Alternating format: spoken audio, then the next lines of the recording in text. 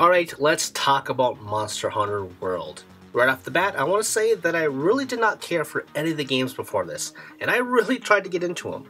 I tried one of the games on the PSP, I tried a demo on 3DS, I played the Wii game, I tried the Wii U game, a couple hours in each, and just nothing clicked for me. The thing that really set me off was Monster Hunter is a game about, obviously, hunting monsters, or more like hunting a bunch of giant dinosaurs.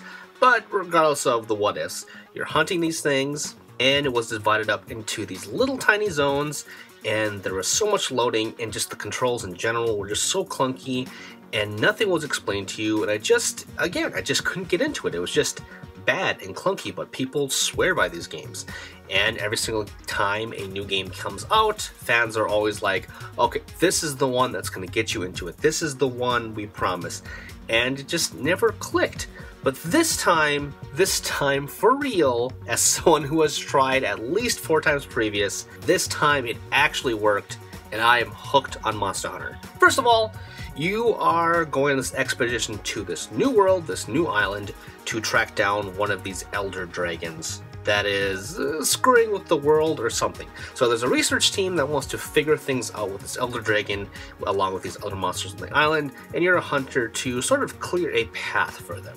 So you have this camp where you can craft your items that you get from the monsters that you slay. There are shops you can buy resources at. There's lots of quests you can take from just the main story stuff that'll actually kind of progress you through and unlock new stuff, which is actually highly recommended that you do that because it will kind of show you new monsters that you can do. And it actually helps if you want to group up with people online.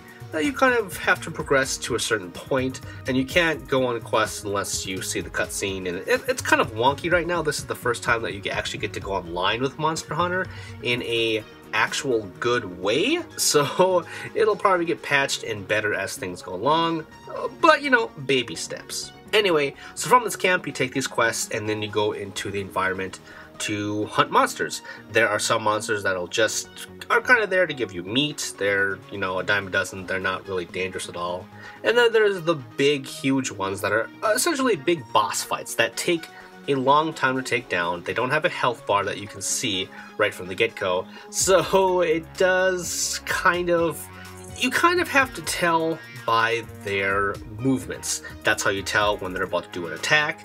That's how you can tell when they're injured. They'll actually limp away and run away from you and try to go back to their nest where they can heal. And that's when it's, you know, high time to take them down. And along the way, you create your character, and you also have a palico, which is a cat person that helps you. It can give you items when you're in trouble, like paralyzed or in need of healing, but they'll also fight alongside with you. So you do always have a constant companion, even if you don't want to go online. And I will say the customization with the character that you can make is awesome, and it's even cooler with this palico friend of yours. It's just adorable for those that care. Another thing that's different with this game that is just fantastic is these scout flies. As you're going through the environment, they'll highlight things that you can pick up, from grass roots or bones that will help you track down a monster to the monster itself. Once you get enough of this tracking information, you can just click on the map and it'll lead you right to the monster without having to second guess at all. It's like the waypoint item in a lot of other games like in Dead Space and stuff of that era. And you know, it's great because it actually has a story context to it. Another cool thing is when you pick up items like mushrooms and herbs and all that stuff, you can set up a list in the crafting menu to auto-craft these items. So if you want to make potions from these herbs, you don't even have to do it manually. It'll just auto-do it for you. And if, you know, your inventory is full, it'll just kind of send it back to your chest at home. And it's great. It just helps out so much for all that tedious stuff. Another great thing is you have this grappling hook. So you can climb these areas, these routes super fast, and it looks awesome. You can also use your grappling hook to hook onto these pterodactyl-like things to take you over the first part of the island.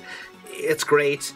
You can go fishing if you want to do that. And if you don't want to hunt monsters at first, there are also scouting missions for the research team to look at animal life or plant life and gathering items like that if it's too stressful for you at first. But the basic thing is a lot of grinding. It's not that hard of a game actually, it just is a lot of systems to figure out, and they do a better job of telling you than the previous games, though it is a bit kind of mysterious at first as well because it is a lot to take in. So this game is not so much hard as it is something that takes a lot of patience. But again, from someone that tried so many times to get into it, I can tell you that this is for sure the game that you will like.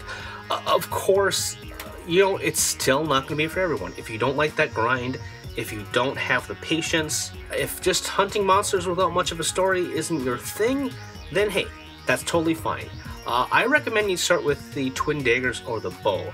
I started out with the twin daggers myself because it was recommended to me as a beginner, and I like them, and then I switched to the bow for a little bit, and I think I might go just full bow now. It's just great, you're at a range, it's super powerful, and people will obviously tell you otherwise about what weapon they recommend. There's at least a dozen, and you can switch, not on the fly, but if you go back to camp, on your expeditions you can switch, or at the actual in-town menu stuff too. So I recommend playing around with them, and they really do create a different experience depending on what you pick up.